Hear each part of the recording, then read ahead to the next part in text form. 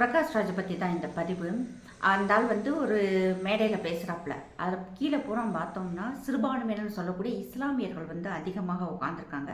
இவன் பேசுறதுக்கு அந்த மக்கள் கை தட்டுறாங்க. அதை பார்க்கும்போது தான் ஆச்சரியமாக இருக்குது. அந்த ஆள் பேசுறதுக்கெல்லாம் கை தட்டுறதுக்கு நீங்கள் இங்கே ஒரு கூட்டம் இருக்கே அப்படின்னு சொல்லிட்டு அந்த ஆள் மேடையில் பேசும்போது சொல்கிறான். அதாவது 2029 பாசிச மன்னரை கீழே நம்ம இறக்கிடுவோம் அப்படின்னு சொன்னோடனே அதுக்கு அந்த புல்லா போட்ட எங்களுடைய பாய்ஸ் எல்லாம் கைதட்டுறாங்க. அந்த ஆள் ஒரு நடிகர், ஒரு கூத்தாடி.